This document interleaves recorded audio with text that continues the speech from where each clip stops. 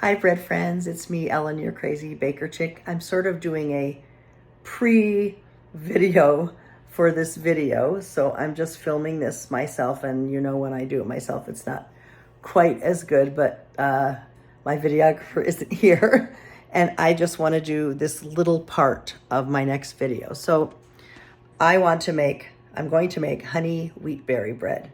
I don't know why when I look at this, I'm looking at the screen and I'm looking straight ahead, but it doesn't look like my eyes are in the right place. I'm so sorry. So I'm going to stop the video for a second and then I'm going to flip the camera and then I'm going to turn it back on. I had never seen wheat berries before. They kind of look like rice. They're about the same size as rice, but they're very, very, very hard. Whoops, and I just flung one on the floor that might hurt if well, I never go barefoot, but my husband sometimes does. So I have gone through a whole bunch of experiments with the wheat berries. I saw one thing where you could either cook them or soak them overnight. They were soft, but when I baked them in bread, the whole bread was toothbreaker bread. So that went literally into the trash. And then the next thing I tried was you take a cup of wheat berries, there's the cup measure right there, and you put them in a pot with 3 cups of water and you boil them for an hour. And they were nice and soft and I baked them and they were okay on the inside of the bread, but on the outside of the bread, on the crust, toothbreakers.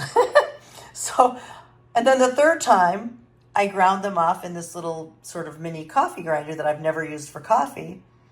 And I ground them too much. And so the bread was delicious after I cooked it in the pot, but you didn't have the little chew of the bits of wheat berries. So I think what I'm going to do is put them in the grinder, but grind them way, way less because I almost made it into flour before. So I'm going to grind just a little bit. Put it in the pot. Hope I'm not making you dizzy. Put it in the pot. 3 cups of water. Turn it on high. And then once it boils, of course, turn it down, cover it, simmer it for an hour. These are the wheat berries that I bought. Brand Palouse. And they're in Washington State. And I bought this brand because they're a nut-free facility. You could buy any wheat berries you want.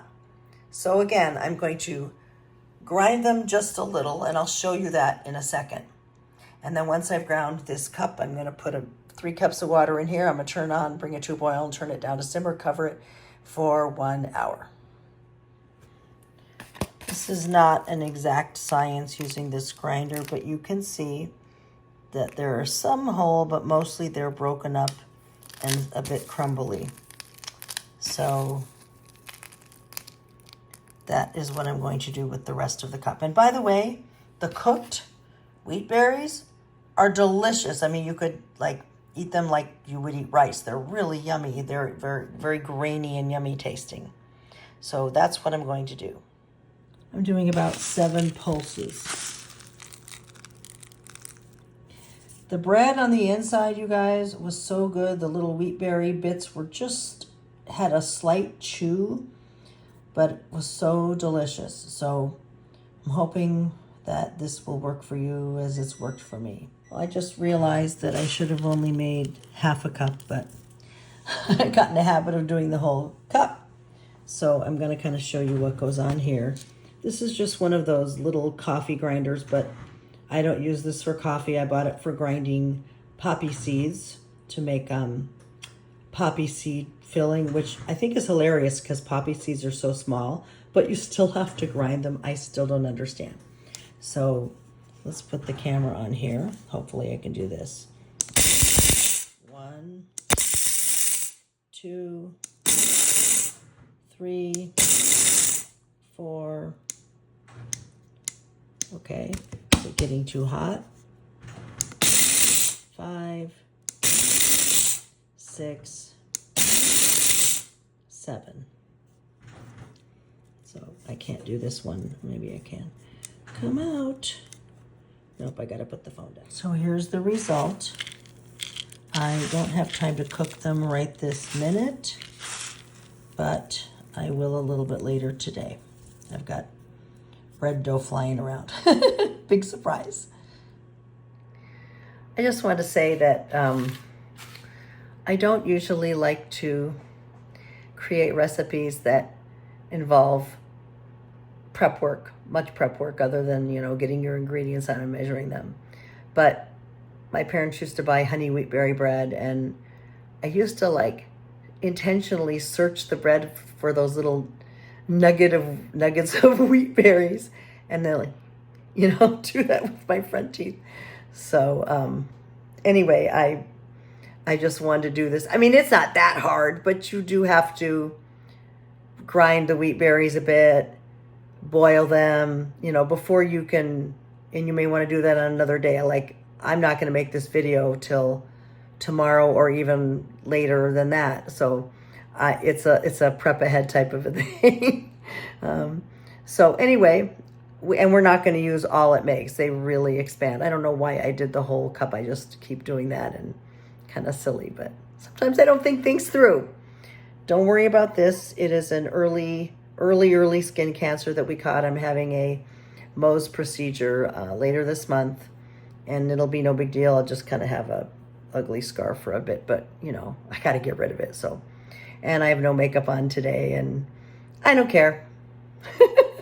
Have a great day. And and this video obviously will continue on the day that we actually make the bread. Welcome back. It's been a day for me, but it's been 2 seconds for you. I've already showed you how to grind and cook the wheat berries, and I'm going to show you what they look like cooked.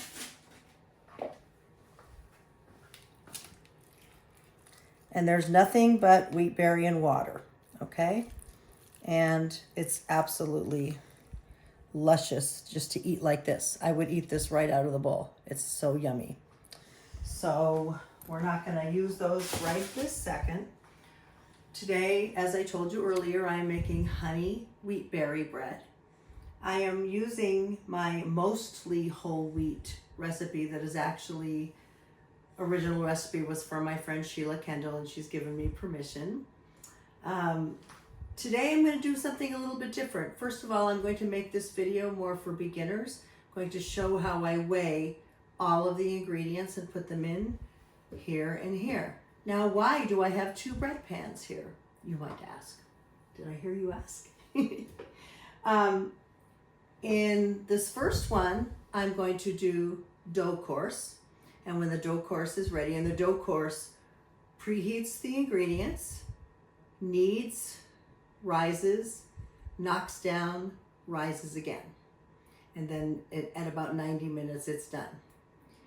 In bread machine and bread pan number 2, same exact recipe, but I'm going to bake it all the way through in the bread machine. So you can see what the difference is too, and you can make your choice. My website, where you can find this recipe in PDF format, and actually the video will be there too, is ellensbreadmachinerecipes.com. Ellens, ELLENS, no apostrophe. Ellens Bread Machine Recipes, plural.com. Okay, you can find that by putting that in, but I will also have it linked in the description below this video. And if you don't know where the description below the video, if you look, here's the video window of your computer or phone or iPad screen, tablet, whatever. Just below, you're going to see the word more in bold. It's not very big, but if you look, you'll find it just right below the screen. Click on more and you'll see, and I will type the recipe there, but it's much easier if you go to my website, which I will put the link of the website also in that description. It's much easier if you go to the website, because then you can just click on the PDF button and print the recipe nice and pretty. So please do that. And I'm not going to, don't grab a pencil and paper to write down the amounts as we go, because you don't need to. You just go to the website, grab the PDF, print it out, voila, you have the recipe. Okay, so Yes, I will be measuring these ingredients, or rather weighing them in front of you, but there is no reason for you to do anything but watch. Sit down with your cup of coffee, put your feet up, relax, just watch the video so you get the techniques, okay?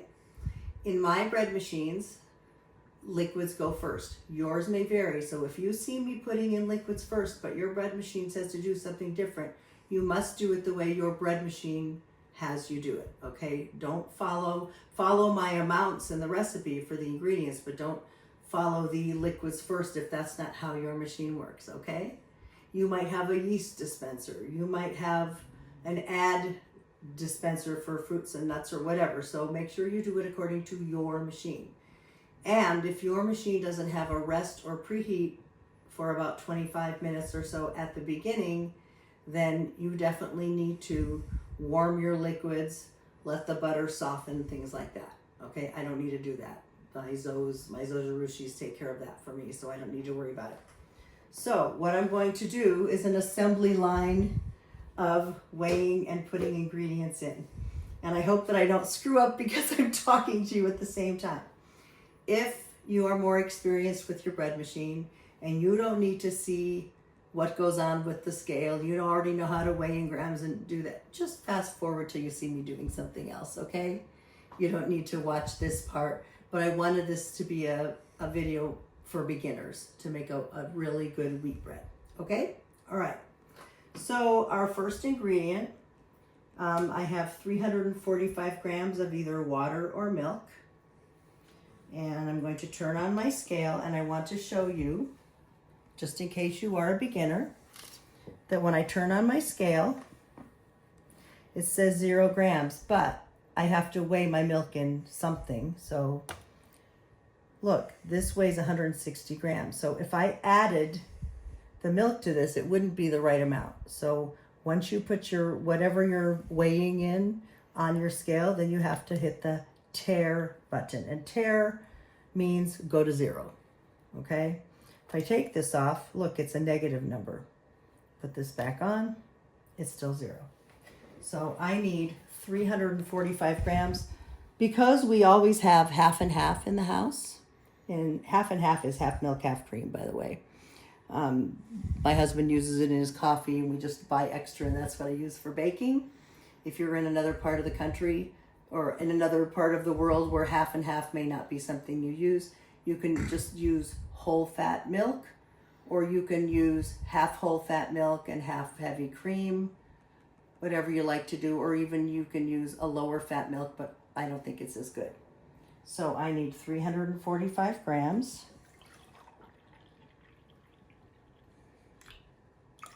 Getting close. Oh, okay, well that's like 1.5 grams over, not a lot, but I let a little bit out of there. Oh. It's hard to get it precise.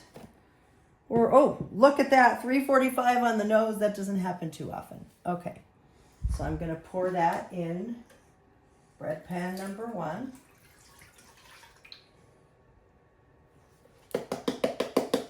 And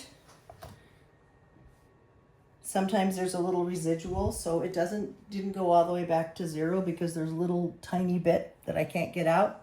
So I'm just gonna tare it again. And again, get it to 345. Woo! Went a little fast that time. Let's see how close I came. Oh, I poured way too much back in. 347. I just will leave a couple of drops in the bottom. All right. We're going to check for consistency of dough anyway. So a little tiny gram extra of liquid or flour. It's not going to matter too much because we may have to adjust regardless. All right. I've got the milk. The next thing on the menu is honey. And honey is sticky. I know I'm not telling you something you don't know. So you have 2 choices. You can either put some oil, roll it around in your cup, dump out what you can and then put the honey in so it'll come right out. Or you can spray it with nonstick spray. This is a little faster. Whoops, there's a little seed or something in there, like a poppy seed from a bagel or something. Okay. So doing this helps you get the honey out more easily. So I'm going to weigh this. We want 85 grams.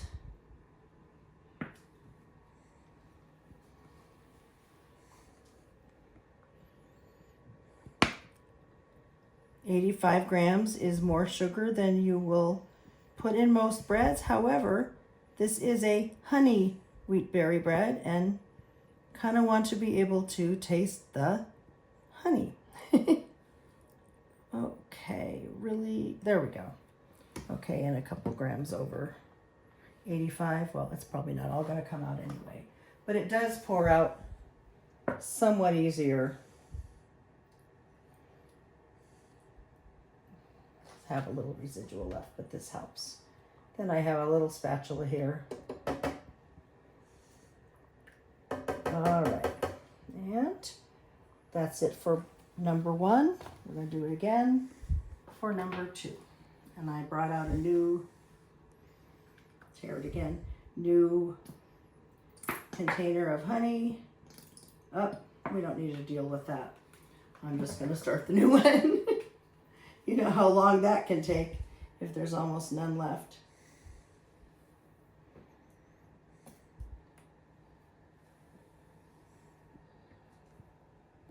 I don't do this weighing in every recipe for every video, but once in a while I like to do something for beginners. So I'm doing this recipe as if everybody is a beginner. And then, like I said, you can definitely fast forward through.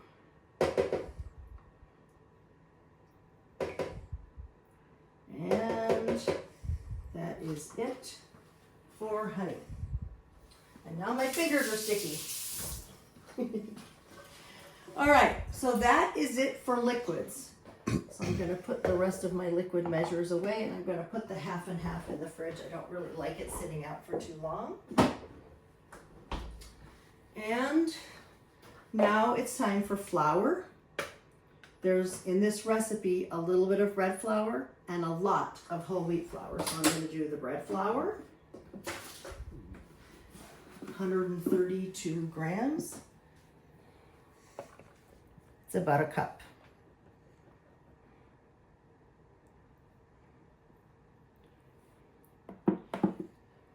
And I know that you're going to say, wait a minute, if I look on the King Arthur bag, it says 120.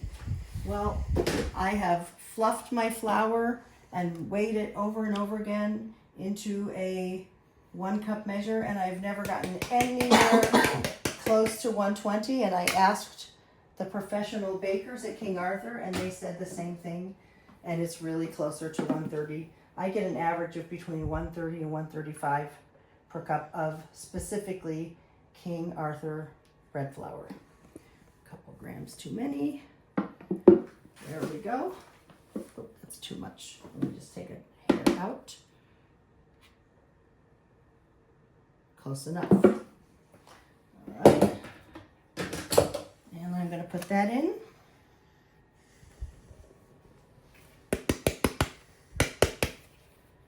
Do you want to get in here and get a shot of this? Okay, you're good? Okay. All right. Now we need whole wheat flour, 419 grams. Gosh, I sure hope I have enough, because honestly, I don't think I have any more whole wheat. Didn't even think about that. Oh, I think I will.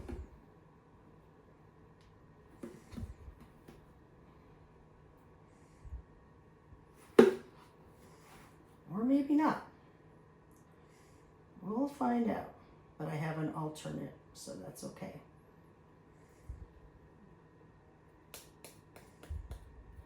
So close.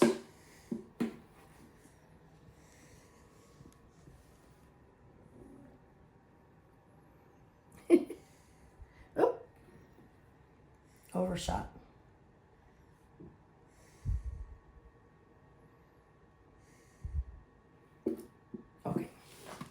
There's the wheat flour in one. If I don't have enough flour in here, look, I found an extra scoop. How does this happen? I don't know. Goodbye, extra scoop.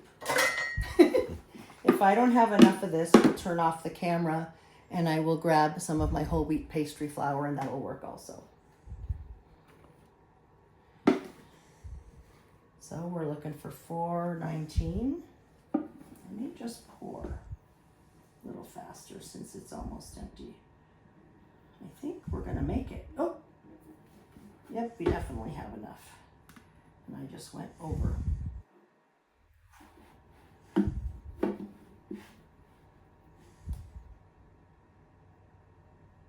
There we go.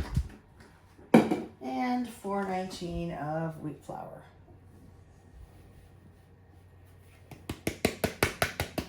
I'm going to cover up the wheat flour. I'm always worried that bugs are going to get in or whatever. So in this recipe, I actually have, if you want to use dry milk, if you want to use your timer delay function, you can use dry milk, and I have 28 grams of dry milk, and you would just use water instead of the milk, or half and half, and that'll be in the recipe for you. Okay, so the next ingredient is salt. Put the container on, and what do? Tare! I heard you say tare. Can you tell I was a teacher? So I need 7 grams of salt. Measuring salt is my nemesis. I always having to have too much, but it's too hard to get it back in the container.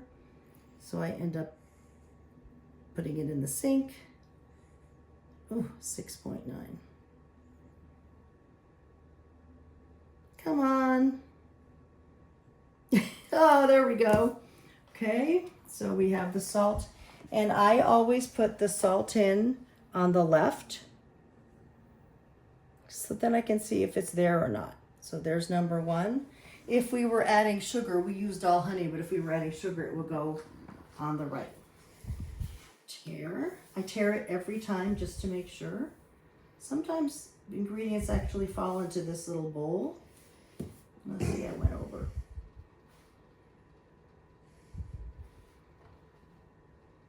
Too much. Perfect. All right. So that's the salt. And before I put my yeast in, the last thing we need is butter. I have recently come to the conclusion that I'm not sure it matters how much in bread making anyway, if you use salted or unsalted butter. And in fact, I just have butter listed, and the way I was raised is if it just says butter, it's regular salted butter. If it says unsalted butter, then we use unsalted. So we want 57 grams, which I think if I had sticks, it would be about a half a stick-ish. Almost there. Almost there. That's probably gonna be too much. Yep. Perfect. Right there. Okay, so I'm gonna cut that up just a little bit. Doesn't have to be super tiny. That's for the first bread. And that I put along the sides. And I don't think I invented that. I must have read that in my Zojirushi book, is to put the butter along the sides. You don't want anything wet. By the way, if you have a recipe that asks for melted butter and you have a preheat like I do, you don't need to melt the butter. But if you don't have a preheat and it asks for melted butter, melt the butter and put it in with the liquids, okay? Hope that made sense to you. All right, and I need to find another 57 grams of butter. Just 1 gram over. Little shaving. Slightly under. Okay. So I'm going to cut up this butter. Put it in. We're almost done. And I know you're wondering, well, what about the wheat berries? You will see. So now I'm going to My hands are buttery. Greasy, buttery. I don't want to be Butterfingers. And today we're going to use the SAF Yeast Gold Label. I'm sorry I don't have that to show you, but I have a video on my website and on YouTube that talks about the two different kinds of yeast and what the application is for both. The Gold Label SAF Instant Yeast is specifically for sweeter doughs, and I use it for any recipe that I have combined sweetener, sugar, honey, molasses, brown sugar, whatever, of over 40 grams. And this had 80 grams, so I definitely want to use the Gold Label dough. And I need 7 grams of yeast.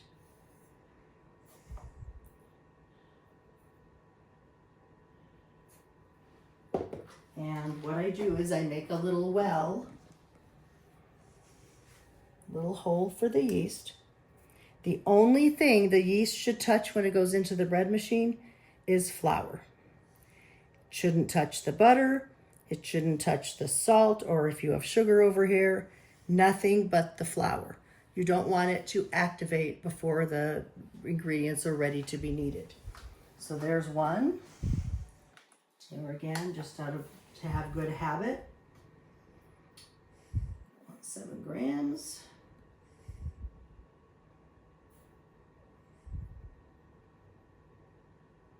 A little too much. And I have a kind of a, I don't know if it's a superstition, but I will not leave the yeast on my counter. I put it immediately back in the freezer. And as long as you store your yeast in the freezer, it will last way past the expiration date. So I made the little hole in the flour. I'm putting this in. And we have all our ingredients in except for the star of the show, the wheat berries. I am going to put the wheat berries in as an add-in, and it will be 130 grams, excuse me.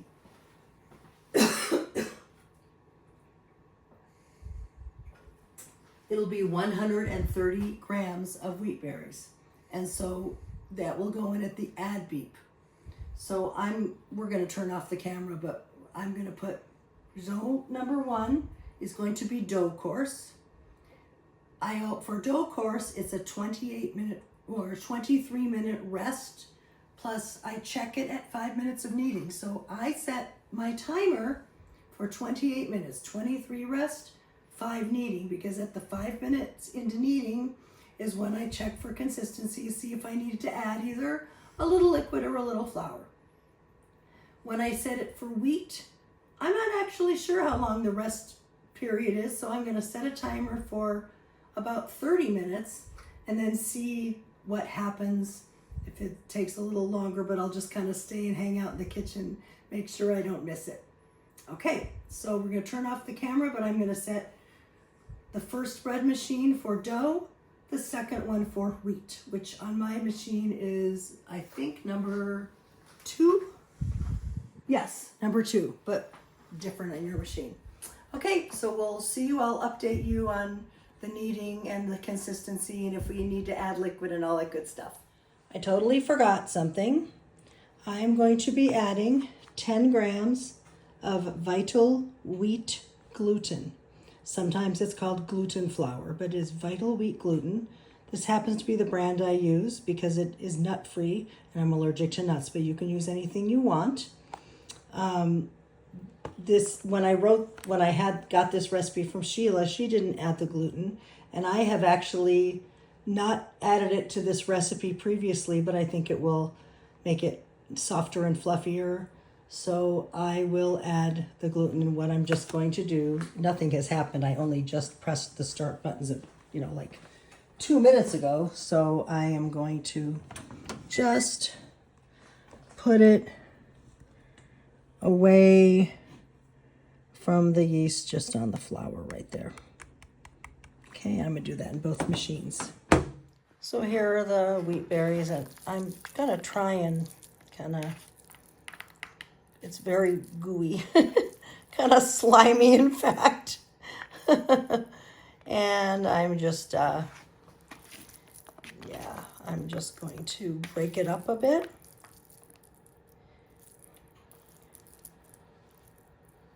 And that will be ready to add in at the right time. Oh, now how do I turn this off? Let's see. Can I do it with the side of my hand?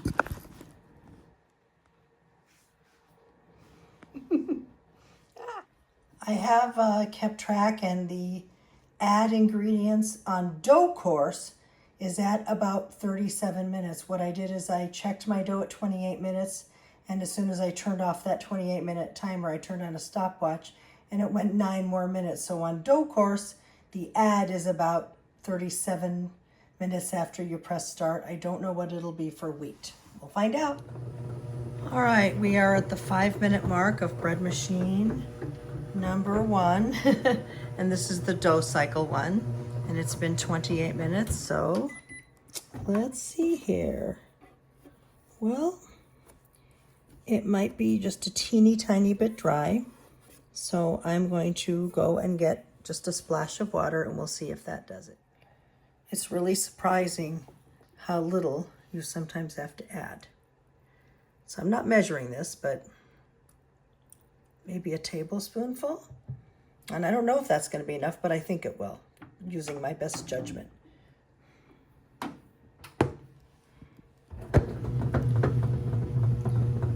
So I'm not going to keep you going here, but I am going to just check back in a minute and see how that's doing. Oh, and my Zoe number 2 with the wheat course just started. So it is about 32 minutes of rest. So, and there's my timer. Let me turn that off. So this is now perfect after that tiny little splash. That's all it took. Isn't that crazy? So now number 2 started right at the 31-minute mark of rest. So that's good to know. Write that down somewhere. And it's not time yet. You can see I still have 3 minutes and 36 seconds to go before I check the consistency of this one.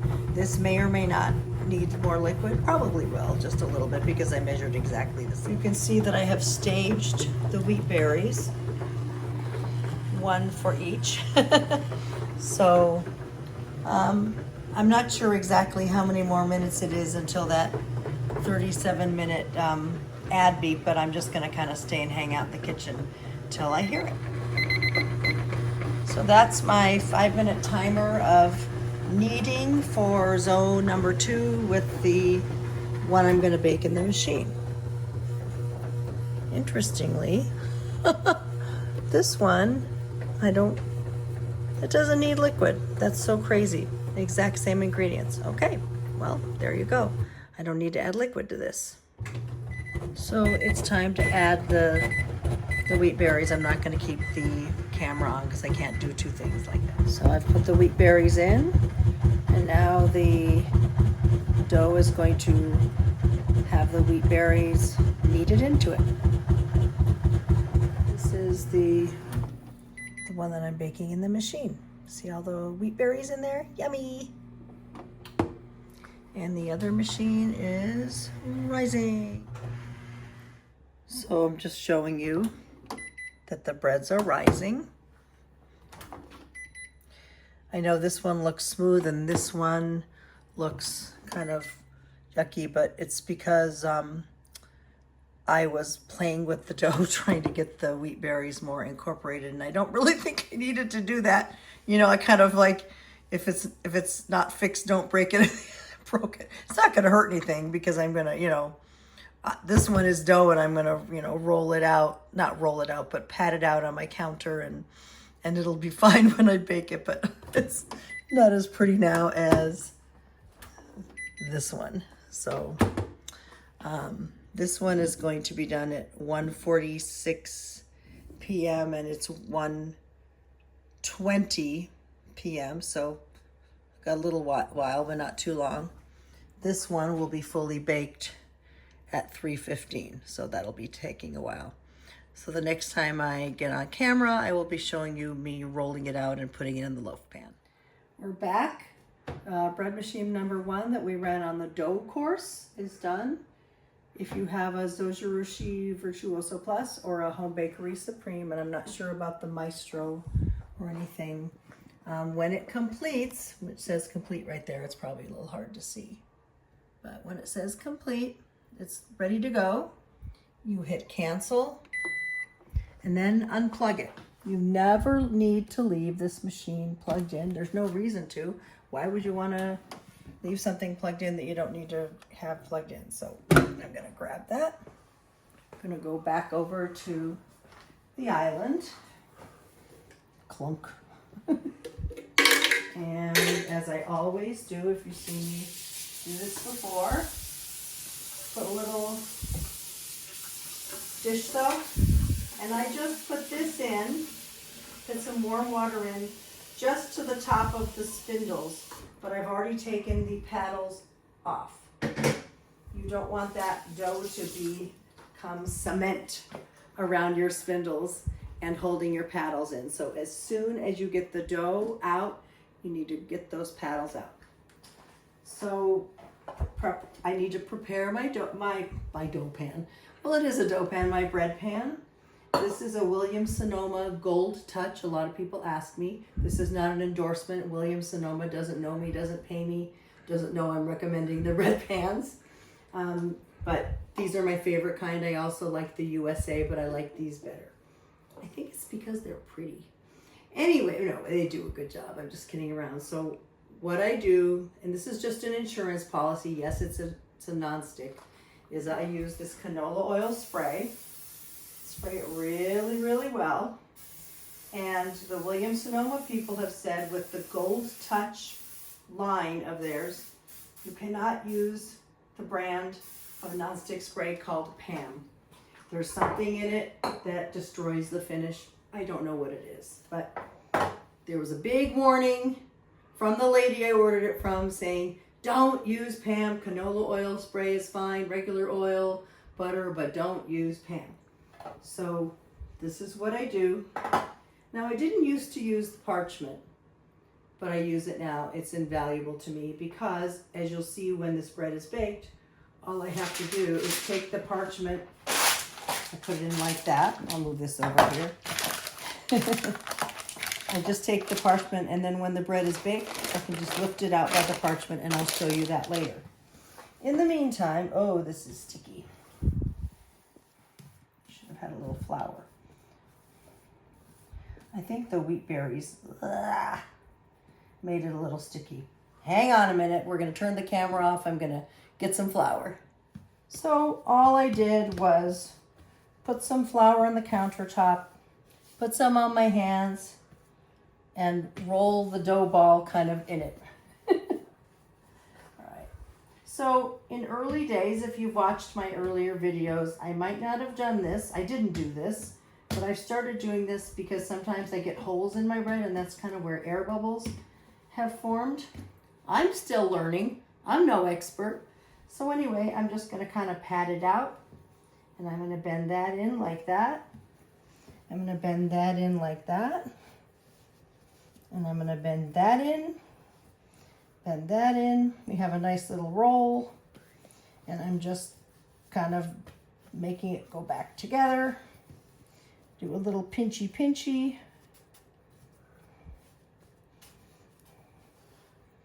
Same thing here.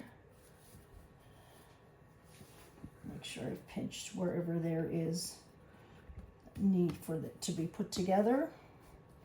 And then I'm just going to kind of pat it, playing patty cake with the dough, pat it into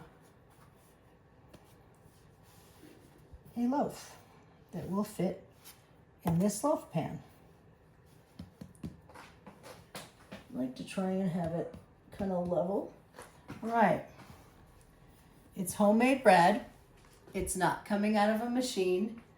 I am not perfect. It will be delicious, and that's how I feel about things. So I'm going to put that in there.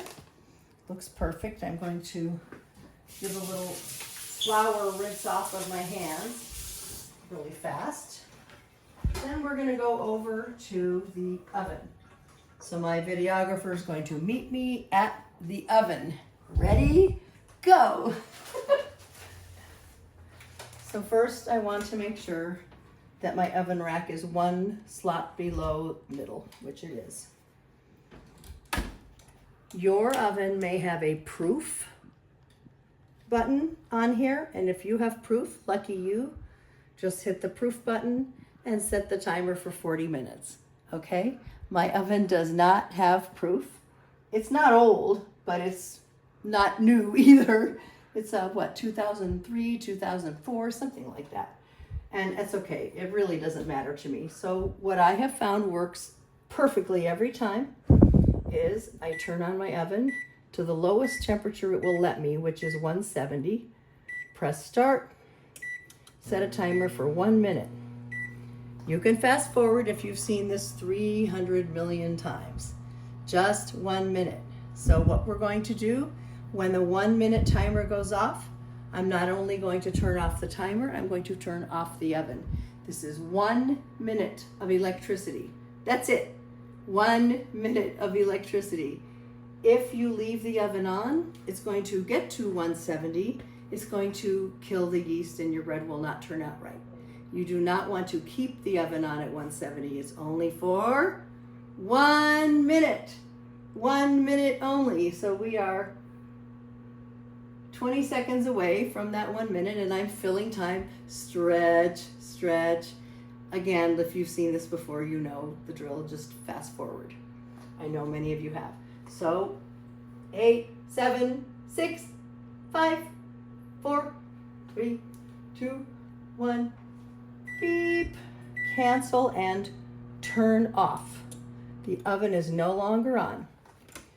So I'm going to put the dough in here. And if you stick your hand in here, you don't want to touch the heating element, that will be hot. But if you stick your hand in here, it just feels like a pretty warm summer or spring day.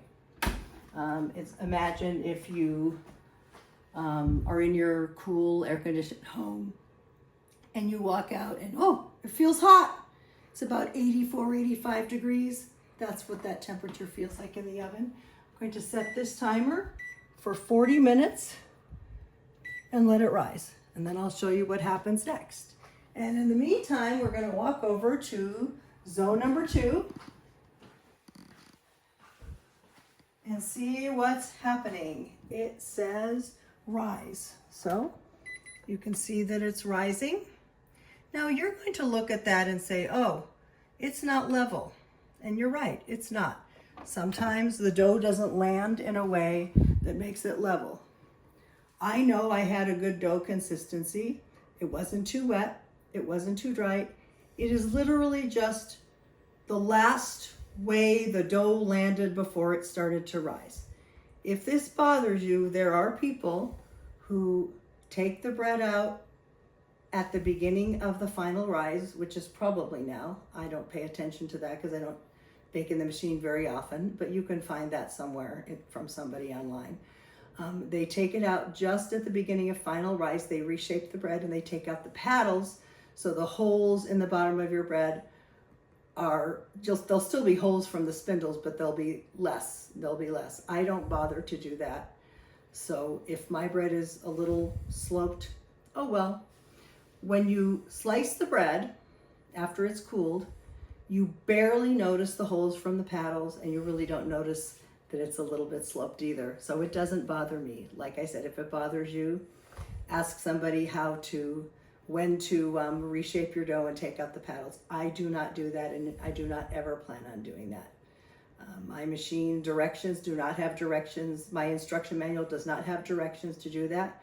I don't feel that my machine was meant to do that. Maybe it won't hurt, but I don't believe in doing that. So I'm not going to. I will get off my soapbox now, but that's the information that you needed. So I'll see you again when that bread is risen and about to go in the oven, and then we'll see you after that when this bread is done baking. Well, as you can see, our dough has risen gorgeously, and I am heating my oven to 375 degrees Fahrenheit. Then when the oven is heated, I will put the bread in. I will first set the timer. Notice I said first. I will first set the timer for 30 minutes. And at that point, I will probably put a piece of foil over the top to make sure it doesn't get too brown. Then I'll set the timer for another 40 minutes and I'll check the internal temperature with my instant read thermometer to make sure that it gets to about 190 degrees. And with the other machine, come on, focus. You can see that it says bake. I think you can see that it says bake. And it looks beautiful, and it's baking. It is 2:39, and this will be done at 3:16, so it has quite a ways to go. I just wanted to tell you, this is the oven that the bread is baking in. And I had set it for 30 minutes, but I don't know if it'll quite be done, but there's 11 minutes left. And then going across the kitchen, there are 10 minutes left. So if you thought maybe that the dough course takes more time, it's really from beginning to end is within like 5 minutes, the same amount of time. I just wanted you to know that. So it's about 30, it's a little bit short of 30 minutes, but I'm just going to check the temperature. I do not think it will be at 190 yet. I'm thinking I'm just going to be covering it with foil. Yeah, it's only at 118. So it needs a few more minutes, probably about 10 or 15. So that's closing back up. I'm going to quickly set that for 10 minutes as a start. And then we are walking over across the kitchen like we've been doing back and forth this whole time. And this just finished. So of course I'm hitting cancel, turning it off, opening this. That is one done loaf of bread. Going to pull it out with oven mitts because of course since I baked in the machine, it is definitely going to be hot. So as an insurance policy, again, me with my insurance policies, I like to, just to make it a little easier, just in case, skinny silicone or plastic, kind of a flat spatula that will not scratch the nonstick coating. Doesn't feel like it's gonna stick. But this is just, I can't put parchment in there, so I like to do this. And this is a little tricky, so what I tend to do is turn it on its side like this, and then grab it like this, and do that. It flipped right out, nice and easy. Turn it to where it goes. And remember that we have to get water and soap in there right away. So what I'm going to do is I need this trivet over here because it's hot. I'm gonna do a little soap, get a little water, and I'm just going to fill it till it covers the spindles and the paddles and move it over to this trivet. As soon as this is cool enough for me to touch from the water and just from being out of the bread maker, I will reach my hands in and wiggle jiggle each paddle out, take them out and just leave them, just take them off the spindle but leave them inside. And then later on we'll wash. So there is the bread that's made in the bread machine, baked in the bread machine. And when the other one is done baking, which isn't too long from now, I'll show you what that looks like. And then in about 2 hours, which will go by like that for you, magic of video, I will cut them, we will taste them. Well, I wish you could taste them. And that will be the end of the video. And we're back. We're gonna see if this has gotten to 190. And you know that I think I showed you that I put the foil on to make sure it didn't get too brown, or I told you I was going to do it. So pull this out a bit. And we are there. Okay. So I'm going to 190 degrees. I'm going to take this out, pop it over here, go back and close the oven, turn it off.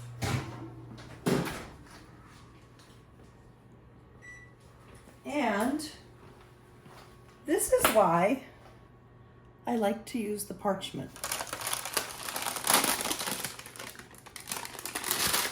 It's just so easy.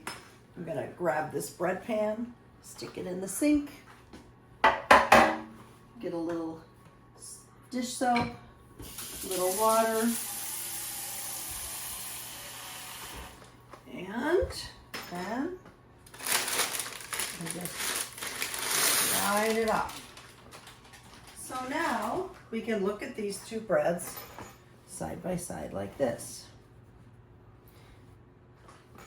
So this one has a little bit of slope, might have risen a little more. This one is the one that was baked in the oven. This is the one that baked in the bread machine. In 2 hours, when they're cool enough to cut, I'll show you what they look like on the inside. I never do this. This is very interesting even to me. I don't really love baking in the bread machine because I like the prettier shape, and I like to just know that the dough is okay, so I just kind of like to do it this way. But there's no sin, no shame in baking in the bread machine either. Depends on how busy you are and if you want to mess with another loaf pan and all that stuff. If I turn this around, it's closer to the same height. The hump does not really matter, as I said before. Don't worry if you have the little hump, and the holes. There are the holes right there. They're about 1.5 inch, whatever, in. But when this baby is sliced, you're not going to see a hump. You're not going to see the holes except for tiny little notches at the bottom of a slice. All right, be cutting those the next scene you see.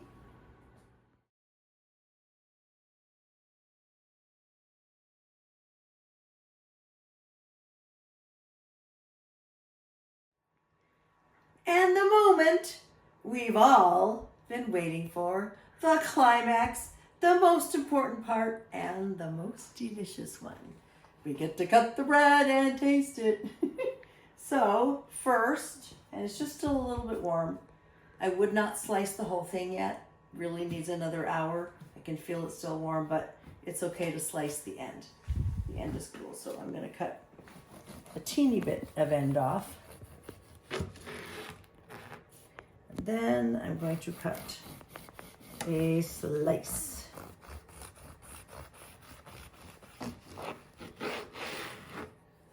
All right, this is the one that we made on dough course. And it's kind of hard to see the wheat berries. Oh, you can see them here and there. Then that's where they are, kind of. And some of them were so small that, you know, they got mixed in. So I'm going to taste a little bite.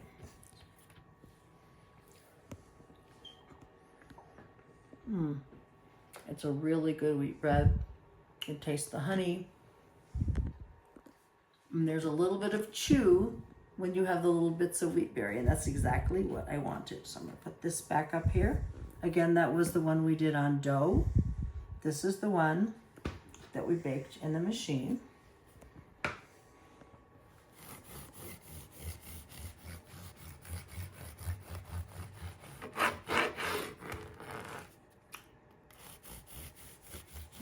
Real slice,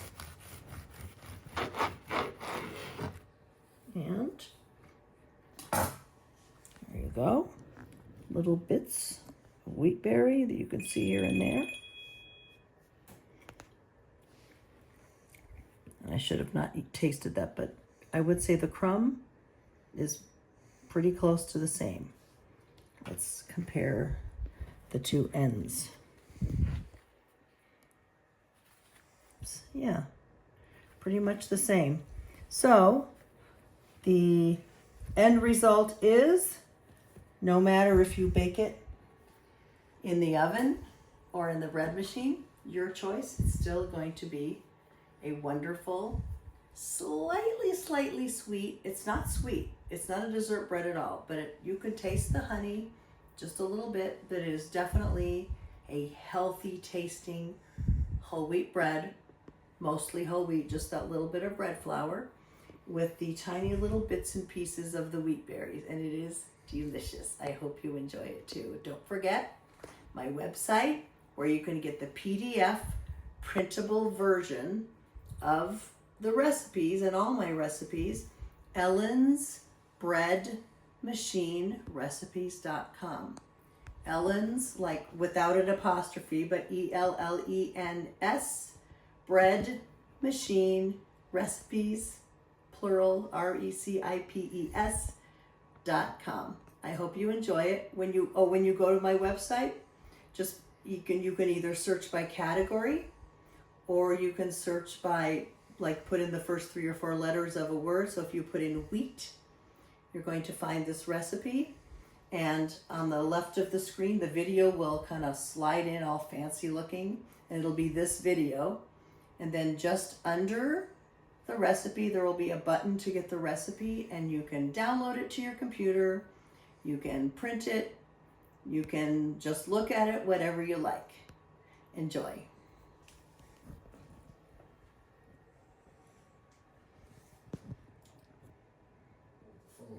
Yeah.